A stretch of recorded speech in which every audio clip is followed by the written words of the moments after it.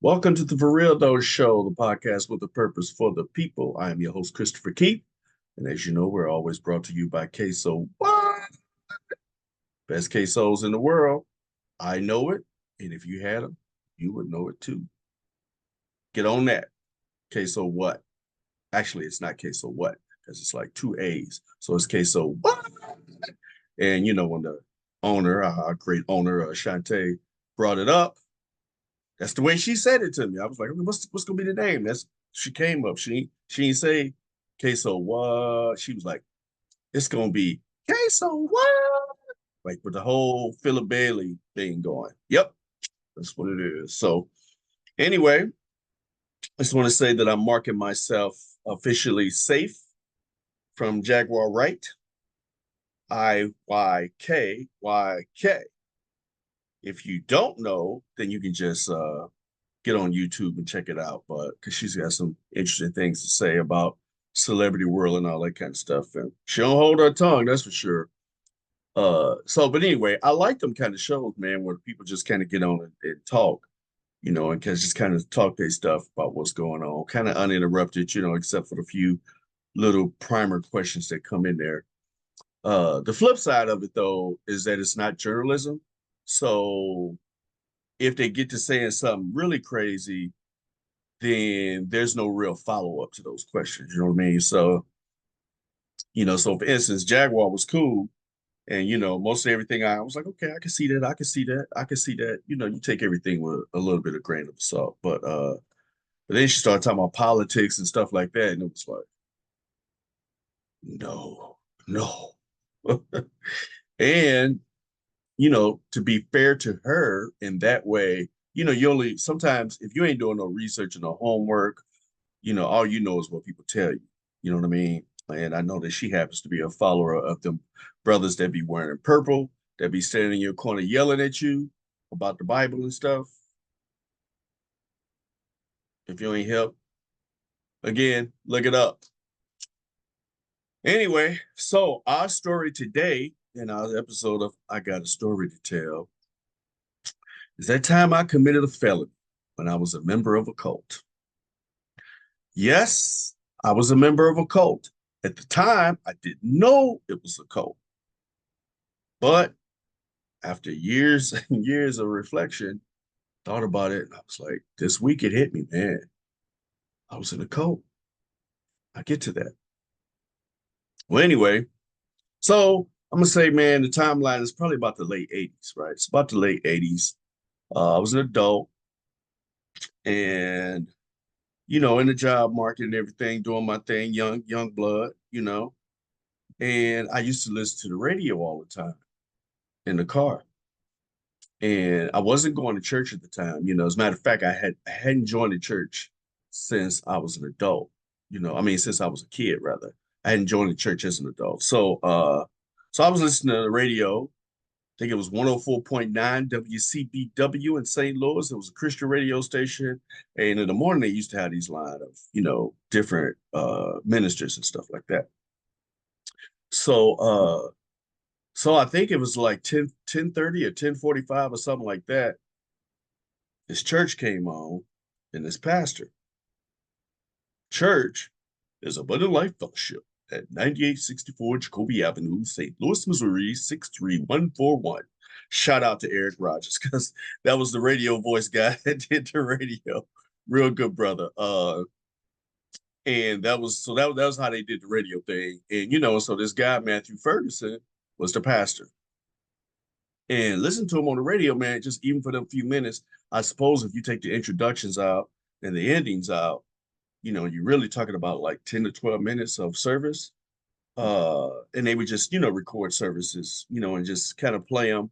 You know how they play just the message, but they play like bits and pieces of it. So, you may get through a whole sermon like during a week from Monday to Friday, right? So, but I was really digging, man. I was really digging what he had to say. I was digging the way he taught because that was the thing. Like he was teaching, he wasn't preaching. And I was always a guy that liked to learn stuff. But even though I grew up in the church, and I had a great admiration, for the speakers who would get up, and give us the word of God, if you will. I had great respect for them. but I never liked it when they would get to hooming and hawing. Oh Lord, you don't hear me. When they would get to doing that, man, I hated it. As a matter of fact, I still hate it to this day. And don't get me wrong. I know some people love it. Some people love it. My Nana, bless her heart, rest in power, Nana. We used to joke all the time. She was like, I don't like that teaching. I like preaching. Well, you can teach a little bit. You can teach some, but you're gonna have to bring it on home. I said that. You said they got to bring it home. You got to bring it home. So so for her, and I'm sure many others like her. You know what I'm saying? Like, you got to do all of that. Oh, you don't hear me. You know, now they do all this. Now it's all the touch your neighbor and all this kind of stuff. So so he wasn't doing that, and he was teaching, and it's like I felt like, man, I could apply some of this stuff to my life. This is kind of dope. So, one day I went on it and went to the church, took my young family and everything. Had a daughter at the time. That was my only child at the time. And, went on up in there, man. And I got joined like the first time. I really love the energy. And so you gotta put this in, I gotta be able to put this in context. So where I came from, the Baptist church, or sometimes in the Kojic church. So in the Baptist church, it wasn't really no singing. You might have got up and sang some hymns, but mostly the choir was singing, right? Well, and in Kojic churches, I think they kind of sing too. It's like you got a choir too, but then everybody kind of participates, but it might not be hymns. Well, in this kind of church, this is what's called a charismatic word of faith church. And that's what they were calling it at the time. I'm not sure what it is now. But you didn't really have a choir, you have a praise team. And so the praise team is leading you into praise. They're not just singing for you. They're uh, they're up there singing, playing the music and all of that kind of stuff, but you're actually participating with them. So it's a whole thing, where we're all doing the same thing. Uh very rarely was like, unless somebody came to perform per se, there wasn't no like solos or nothing. It was, and again, I dug their energy, man. It was a beautiful thing, because the songs was, they was happy, they was, positive, and it just, and when you get a group of people together, man, it's just like if you had a ball game, you ain't even got to know people, but if you get them all together and they kicking it with a purpose and they all in it for the same reason, it could just be a beautiful thing. So yeah, man. So I felt the kinship. I joined right away. I was very excited to join. And, I was really, just really excited, about walking with God, uh, learning a lot, because again, every time I walked in there, I learned a lot. So, again, not having been in that situation before, it was super fresh. I felt like, man, and us another thing too. Like, so I'm a young man at that time. And there was a lot of young people in that church. So, you had your older people, but you also had a lot of young people, a lot of young, uh, I would say black progressives, uh, who were there. So that was really cool too. So it just a lot of, again, not just seeing a bunch of older people, not just a bunch of women. There's a lot of men too. It's another attractive thing about it. It's a lot of men. So anyway, as you go on, in that kind of church, you often get, you have Pastor Ferguson, who was our cult leader. I'll get to that, because I know some of my friends are like, some of us that went to abundant life other than me. But no, man, I'm gonna prove it. I'm gonna prove it. But anyway, so what they did was also they would have other preachers come in, and teach and preach and stuff like that. And I've seen quite a few, man, saw quite a few awesome individuals, who I think were really in this for the right thing. You know what I mean? And I learned a lot from them. And then, you had some people that came that was supposed to be like kind of celebrity preachers, right? So this one time, this guy comes. His name is Benson Idahosa. He's from Benin City, Nigeria. So Benson is dead now. He died maybe in the 90s or something like that. But the legend behind this dude was, you know, I don't know if Ferguson had went to Africa or not, but he had went to Africa and came back and had a lot of great stories to tell about it. But I'm not sure if this is before or after he went, but this guy comes from Benin City, Nigeria, named Benson Idahosa. He actually has a university out there now named after him. But anyway, the story was with this cat was supposed to be that he raised three people from the dead. Now, if you look on the wiki, it says like nine, but they like stopped saying that because people was asking like, okay, where's the proof that were these people really dead? You know. So I'm thinking, man, you know, this should be interesting, you know. So, you know, I mean, he pumped it up and stuff. You know, you got to come hear this man of God, blah blah blah. Okay, cool. Um, so I was there. I man, 98.6 Jacoby, 9861 Jacoby was it was a very small church, it was a very small building. So especially for the congregation we had, they used to actually have three services, and then it went down to two, and now they moved to another building. Blah blah blah. I don't know why I'm getting sidetracked on that, but I'm just trying to put it in the context. Small church. So I get there early. I got a pretty decent seat. You know, I'm probably mid to back. You know, but I'm in the middle. I remember I'm in the middle, and we got an overflow. We got people who can't get in. It's insane. So this cat comes out, you know, and he starts preaching.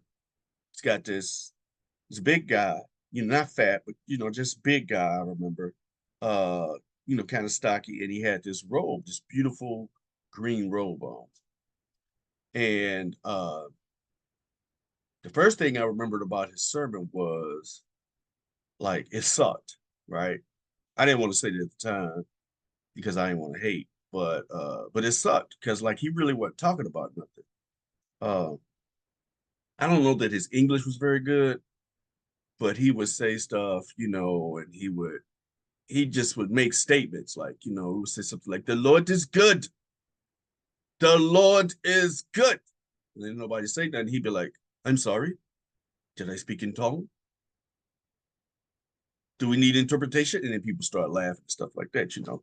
But I just remember like he wasn't saying shit, you know. And I'm thinking because again, I'm used to this teaching I've been getting, you know what I'm saying? Not to preaching, I'm used to this teaching that I'm looking to learn. Not that, you know, I ain't trying to learn how to raise the dead and nothing like that. I'm just, you know, but I was just really hungry and thirsty for knowledge, like seriously. So I was like hanging on this dude's every word, but he wasn't talking about shit. So, but at the end of the service, I got introduced to something that I hadn't heard of before. Uh, and I don't know if it's got an official name. I'm just gonna call it what I call it, and it's called the money line. The money line. Now, the money line in this case is when the preacher gets up, and so let me backtrack a little bit. So I said this before when I did my 4-part series on my complicated relationship with Christianity. I talked about how the coolest thing about, you know, having your own church, if you will, if you really believe that that's what you're supposed to do, or that God called you to do that, you know, the coolest thing about not having an organization behind you is you get to move about and do things the way you see fit and go in the way that you believe the Lord is taking you, right? In terms of your preaching, your teaching, the direction of the church, what have you. The worst thing about those churches is that there's nobody over you, and you get to teach and preach and do all the things you want to do according to the way you see fit as the way you think the Lord is taking you. So it's like, you know, when you're in that situation where, you know, you're starting church and you're out there ministering per se, you know, as a pastor, as a father figure in that way, you know, you got to really, really have your integrity in check because it's, I mean, you know, you being responsible for people's lives and you can really get off into some crazy shit. And that's kind of what that's the way our church was set up. So, you know, Pastor Ferguson didn't have nobody over him. He didn't have no deacons per se. I mean, we might have had deacons, but they had no power. You know what I'm saying? It was a one-man CEO situation. So this guy Benson and just about everybody else that would come in, they were in that same situation. You know, whether they were evangelists, pastors themselves, they were all one man CEOs, so they could say pretty much what they want to say. Okay, so now putting that in context. So the man gets up and oh, sorry, meant to say this part too. So the other thing about charismatics is that they're really big on God said. They're really big on God told. Like this, they emphasize the personal relationship with God, but then they start talking as if like they got God on speed dial. You know what I'm saying? Like they be chopping it up, with the Lord. You know what I mean? And they be like, the Lord told me, or they be prophesying. They be like, the Lord told me to tell you, you know, you should blah, blah, blah. You know what I mean? You're going to be a millionaire in 2 years, whatever. If you just follow me, all that kind of stuff. So they were really big on that. And, at that time, that's what I believe too. I believe that God was really speaking to them, or at the very least, that they prayed about it and they were sincere, right? Okay. So now with that in mind, now you got the background of how this church operates and how all of these churches operate that way when they're, charismatic word of faith. Again, they don't have a board, they don't have a governing body or anything like that. Okay.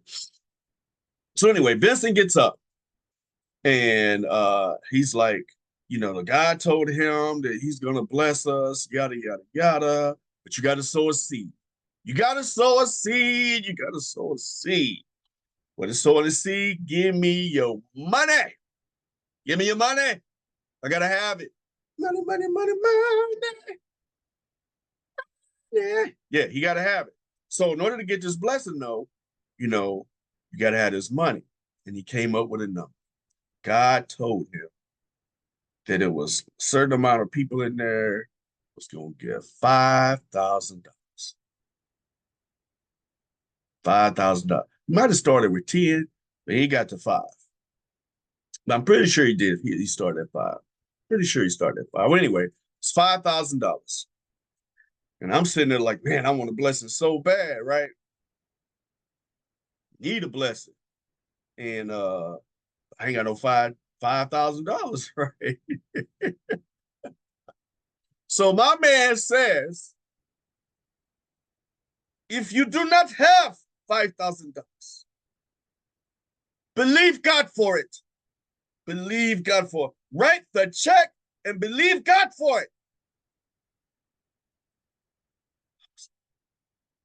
Is that all you got to do?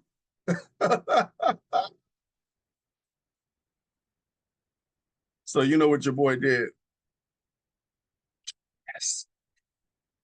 Got down there and opened my checkbook up. I had a little checking account, you know. Wrote that mug out for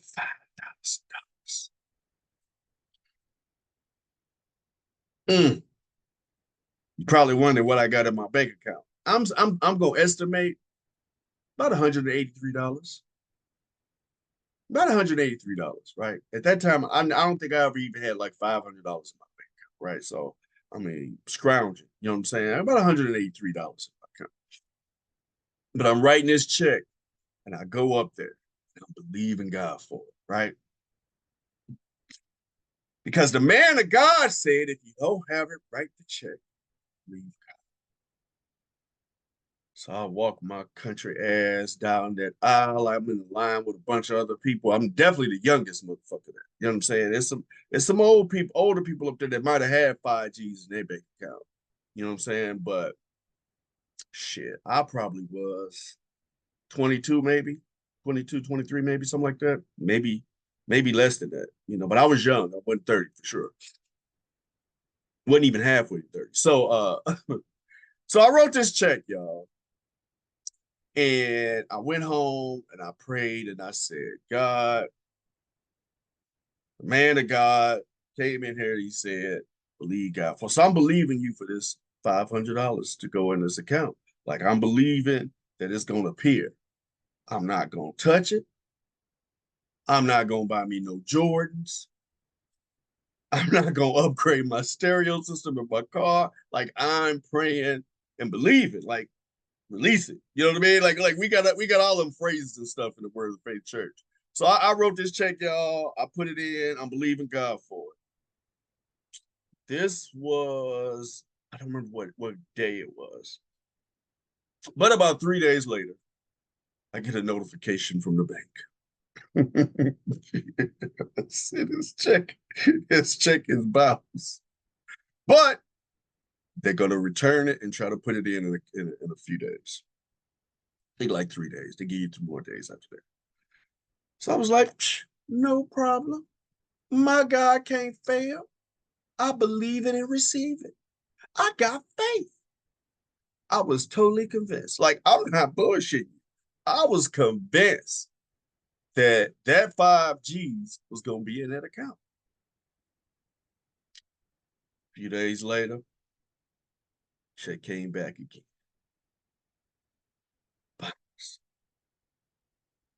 All right, I'm getting a little shaky now. A little shaky now. But I ain't failed yet. You know what I'm saying? I'm still coming through.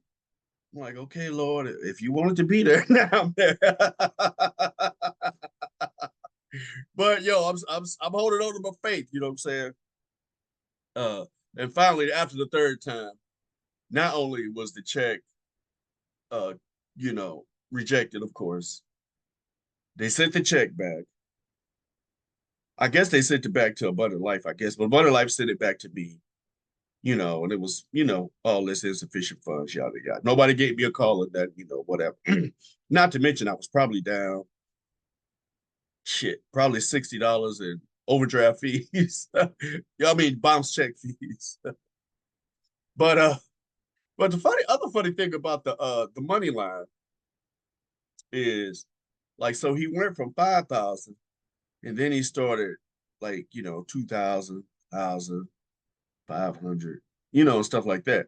And then when they get to the very end, it's like, basically, I mean, they ain't gonna leave nobody out. You know what I'm saying? So after they get through, God said this, God said that, then it's like, all right, whatever you motherfuckers want to give, y'all come on down here. You know what I'm saying?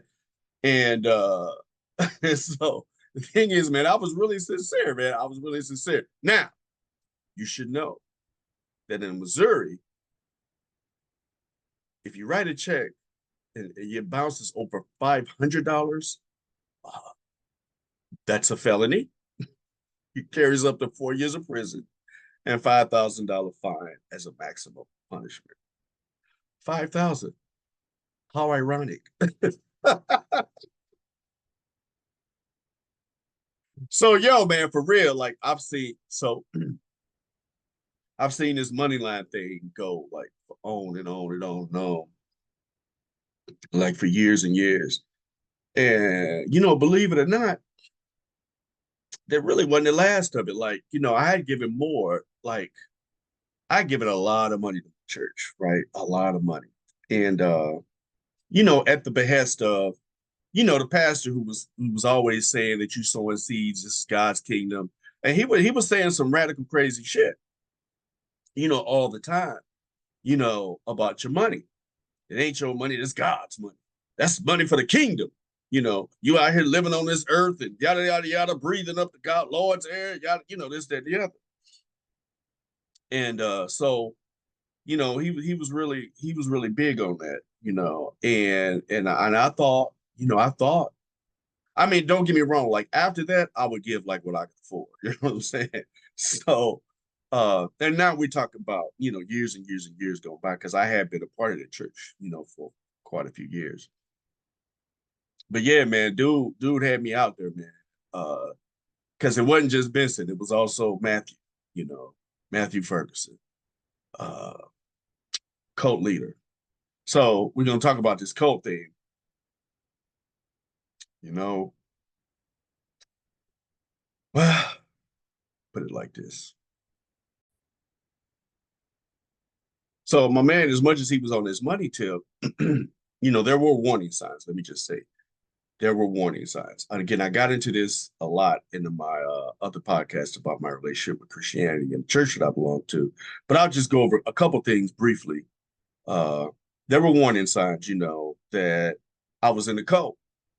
And one of the things I'll say about that is, like, say, for instance, Ferguson used to always say, that we're growing leaders. We're not raising members. We're growing leaders. Well, the thing about it is, you can never lead. You know what I'm saying? Like he would never let you lead and do nothing. You know, there were people who I know a couple who started a marriage ministry and very good couple, loyal, devoted, you know what I'm saying, to the church and all that stuff. And, you know, Pastor Ferguson wouldn't let them. I'm gonna stop calling Pastor Ferguson. He's Matthew. Matthew stopped letting them he stopped letting them well, he didn't allow them to like advertise or anything. You know, they was doing retreats for couples. They was blessing a lot of people. But, you know, Matthew wasn't getting the cut out of it. So it wasn't putting a feather in his cap, you know, or you know, they wasn't greasing his wheel. You know what I'm saying? I mean, now granted, I'm sure they were tithing and all that kind of stuff, but you know, just because, you know, and he would always say that manipulative shit. You know what I'm saying about, you know, you ain't ready. The Lord ain't spoke to me yet about, you know what I'm saying. Again, it's all this Lord speaking to you. You know what I mean? That's very cult-like behavior. You know what I'm saying? So and I'm gonna get more into that. But there was plenty of warning signs. One was like, you know, like he used to always, you know, like if you had a lot of money, he fuck with you. But if you didn't, you know, like if you was just a regular motherfucker like me and some of my friends, you know, well, he ain't had no time for you. You know what I'm saying? And one time it was a lot of bullshit going on. And I wrote this dude, like I typed it out. It was like a 15-page typed out letter, like essay form, you know, and there was a whole lot of questions, you know, about the bullshit we was on and some of the things he would say. You know, it wasn't critical of him. It was just, hey man, I want to know. I want to understand.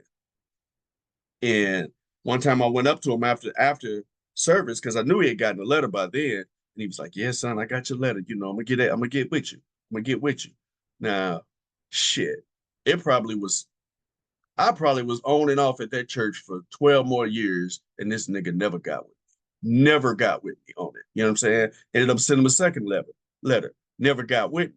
You know, so really, I was trying to give him the benefit of the doubt because I'm thinking, you know, at that time, again, being a young person I am, was then, you know, I was thinking, man, the teaching is so great. You must be anointed. You know, the Lord must be, you know, on him, blah, blah, blah. You know, and then you try to give them some slack, you know, they not perfect and this, they just, you know, man, blah, blah, blah, blah, blah. You know what I'm saying? But he was always putting on like he was all that a bag of chips and a 40 ounce for us, but it was really for him, you know. So that was one of the signs. Another sign was my man Richard Dix. So Richard Dix went to church with me. We went there. We didn't meet at church. We actually met at Enterprise. We both worked at Enterprise Rent a Car. And so we would go to church together. We hung out a lot. And he would say, C-Mac, man, you know what?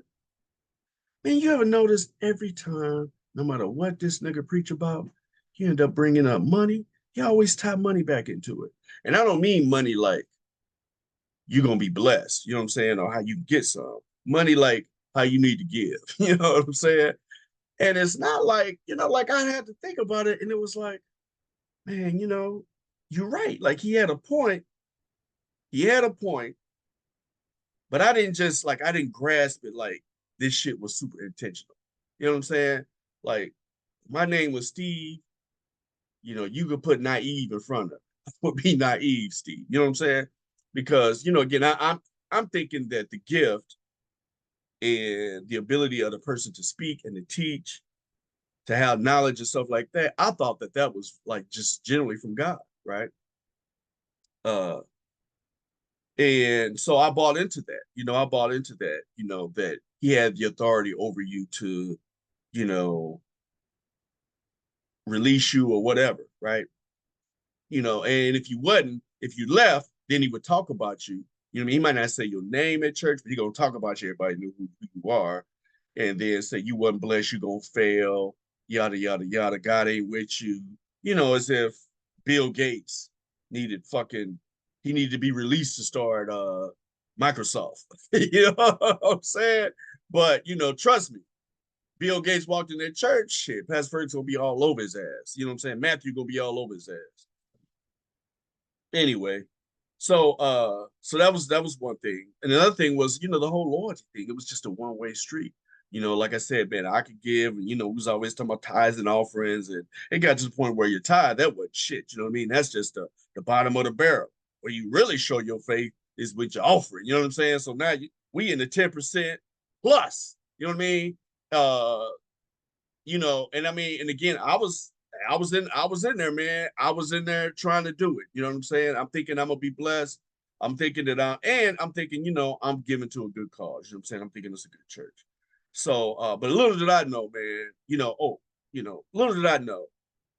I got so many thoughts in my head. Little did I know that, it was all just a one-way street, man. You know what I'm saying? I mean, like that's the other thing. So he demanded all this loyalty from you, but you ain't getting no loyalty from him. Again, unless you was out of town nigga, something like that, coming in with a lot of money. Uh, and like say for instance, if you had to, like say, it was a time when we had no money and no food and stuff like that. You asked church for some help. You know what I'm saying? Light bill gonna get cut off, gas or whatever. First of all, they're gonna have you fill out some forms. Second of all, you ain't gonna get no money. You might get some canned goods, right? But at the very worst, they're gonna look at you like a tithing. But yeah, okay, well, we got some canned goods for you. Just make sure that you this, that, and the other. You know what I'm saying? Now you're gonna lecture you and all this other kind of shit. May give you some canned goods, may not. Definitely ain't giving you no money. Definitely ain't paying no bills. You know what I'm saying? So it was just always a one-way street. Uh, so let's talk about this cult thing. So I I ain't gonna lie, it's a cult. It is what it is, and a lot of churches are that way. Let's talk about the characteristics of a cult leader. So, cult leaders are charismatic, highly convincing, and good at getting people to listen to them and follow them. They often build their images on lies and may display narcissistic behaviors. So, like Matthew he was hella narcissistic, hella narcissistic. As a matter of fact, I remember one time, okay, so I worked in a youth group, right? And at the time I worked in a youth group, I met some friends of Matthew's who, was doing this youth thing down in Atlanta. So they invited me to go down there and do a workshop. So I said, cool. Went down there on my own dime and was going to do this workshop. So I walk in the vestibule at Pastor Woodrow Walker's church, and I see Matthew. Matthew sees me. So, and it's like I said, this is a workshop conference thing, and they had some youth stuff going on. So Matthew looks at me. I'm looking at him like, oh, yeah, what's up, Pastor Ferguson? Blah, blah, blah. I swear to God, y'all. He looked at me as if to say, nigga, what are you doing here? I'm like, he's like, yeah, what you doing here? You know what I'm saying? But that ain't how he looked at me. He looked at me like he was Duda, you know what I'm saying, on the shop. You know what I'm saying? What are you doing here? I'm like, yeah. I'm here with Dean Nelson. We doing some workshops and stuff with youth. He invited me down here. Oh, really? Okay. Now, mind you, by the way, I never did end up doing that workshop. And I'm pretty sure Matthew had something to do with it because, he wouldn't put his mouth on me. One of his measly members that ain't about shit, came down there trying to be a big shot or whatever. And I was like, man, at this point, I was kind of like, I was already fading off on the cat. So anyway, so at this particular meeting, there was a foot washer. And this guy, Wellington Boone, who's another charlatan, sellout Uncle Tom Buck dancing narcissistic cult leader, he washed a bunch of people's feet up there. It was like a ceremony. It was actually a beautiful ceremony. So he washed his feet and stuff. He washed Matthew's feet. Matthew was crying and stuff, and like he was really touched. Because I think for him it was validation. So I guess he was touched. Well, anyway, get back to church. That was a Friday night. Get back to church Sunday, and he's there. I think I was driving back, so I got to tape. And some friends of mine, Dix told me about it. Richard told me about it. And he said, man, the first thing this nigga got up and said was, now, and you would think you get your feet washed, you know what I'm saying, that you humbled and stuff like that. You go come back, God's really blessing you. This man you respect and wash your feet, blah, blah, blah. It was a serving ceremony, blah, blah, blah. Man, first thing out this nigga's mouth was, anybody here don't believe that I'm the man of God in your life? Get out. That's what he said. Get out. Get out. And he just talking about he's man of God. God told him he's a general in the Lord's army. Like he's just like, that's what he told me. God told me I'm a general. You're a general. which means like all of us are little privates and shit, I guess. You know what I'm saying? So, uh, but anyway, so yeah, he was on that, get out, I'm the man, this, that, and the other, and like we never knew like where this nigga lived or nothing, you know what I'm saying? So all these years, you know what I'm saying, never knew where he lived or nothing. Always talking about his money, always talking about what he got, the Lord to bless him. He can bless you too. You walk with me. I'll show you how to be a millionaire. I'll show you how to be a million in 2 years. Yeah, nigga, whatever. Cause you ain't gonna never spend no time with nobody. They're gonna always be investing in you because you ain't gonna give up shit. Anyway, I'm on a rant, but I'm explaining this shit because I'm gonna tell you why in a bit. Well, actually, I'm gonna tell you why now. I'm explaining this shit now because if this ever happened to you, I'm putting you on game. So, because when people are dealing with their faith, in a religious perspective and stuff like that, man, they're subject to do a lot of things, especially if you're like in my case where I didn't really have a father figure. So I wanted one really, really bad. And, I looked at him like, he was going to be that because he would always say he was that. He'd always say was that to get you loyal to him, but he ain't got no time for you. You know what I'm saying? He don't spend no time with you. Anyway, so that's one of the cult things. Cults demand inappropriate loyalty from members to their leaders, right? So again, that was him. You know, inappropriate loyalty, not just loyalty. You got your pastor's back, yada yada. It's inappropriate, because like even all of my friends now, even my OGs in my life, who I'm loyal to, guess what? They loyal to me too. You know what I mean? They could ask me for stuff, I could ask them, and I know this for a fact. Authoritarianism. Cults may be authoritarian without accountability. Let's go back to the letters. The letters were really, and at the end of the day, I wanted some answers, but he couldn't give them to me because he didn't want to be accountable to anyone. You know what I'm saying? Especially a measly old member, even though I'm putting much money up in that fucker. You know what I'm saying? But he didn't feel like he didn't have no loyalty. You know what I'm saying? Because he's the general, right? I remember one time. Oh, I'll tell you about this in a second. Uh, Speaking of which, this third part of a cult leader, critical inquiries. Cults may not tolerate questions or critical thinking. That's Matthew. All right. Ain't no critical thinking. Don't be asking me questions. If you don't believe I'm the man of God, get out. That's how it was. My way or the highway, because the Lord told me. The Lord's got me. I'm God's man.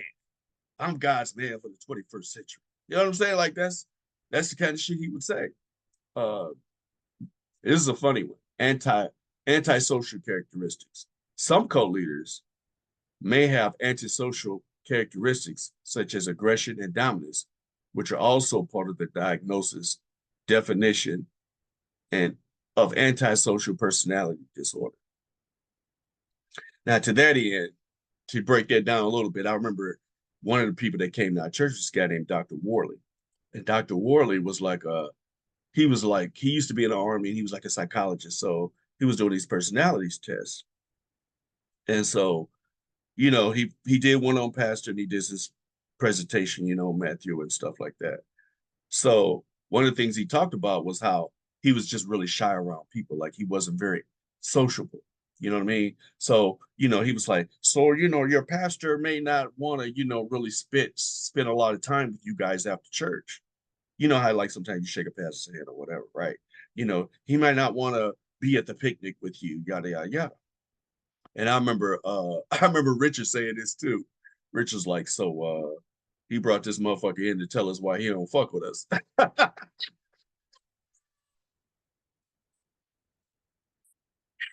Oh shit, you remember that dicks? But you know what? Again, I was almost out of there by then. So I was like, man, you know what, you're right. Because as a matter of fact, when the dude was saying it, I was like, hey, this a bitch. You know what I'm saying? I was saying to myself, I knew this some bullshit. You know what I'm saying? You can't tell me you get up in front of all these people when you mingle where you want to mingle. If it's putting some money in your pocket, nigga, you mingle. You know what I'm saying? And so that's a whole other story there. But anyway, so yeah, this is what I'm talking about. And again, my experience was different. You know what I mean? I remember my boy Blue. We talked about this, years ago, man.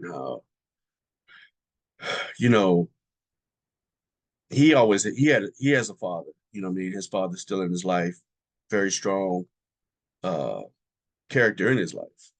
And so when we would talk about some of this stuff, how I would believe some of this stuff and be looking for some of this stuff, and he would be like, he understood where I was coming from, but he was like, see, man, I can't relate because to a certain degree, man, my daddy raised me. So I had all the confidence in the world. I was like, nigga can't run no game on me. Nigga, I'm hip.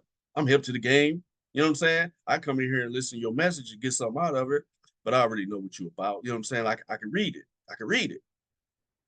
And so and even then, man, I thought to myself, man, that's how important fathers are. You know what I mean? Because if you don't have one, if you don't have one in your life, if you don't have one, man, just a strong male figure that's like a father that you can look at like a father, then it's going to be really be tough for you. You can fall susceptible to a lot of shit. You know, I mean, I said it before. I've been prime time for a gang. You know what I mean? I mean, after all, I am writing $5,000 checks when I got $186 in my bank account. So, anyway, man, as I wrap this up, I will say this about the cult. You know, and any cult in general. So just you should know this that hey man, they don't all. It's not like all of them are bad like 100%. You know what I'm saying? Like they gonna have some truth. They're gonna have some good theories. They're gonna have some good shit to talk about. I'm not gonna say I didn't get anything out of church all those years because I certainly I did. But what I got out of it for the most part that I still treasure are the friendships. You know, so, I've been knowing Dix for super many years. Same way for Blue. Me and Blue are extremely close. Uh, and man, just the lessons I've learned, the friendships I've made, the bondings that I've had, with many of these brothers, that's worth it all right there, to be honest with you. That's worth it all right there. And and my ability to read people and pick up on bullshit now is just like it's unmatched. You know what I mean? Like I got a I got a bullshit on meter for game. You know what I'm saying? So when game approaches me, I can see it. I can see it coming a mile away. Uh, that's another thing about being an empath.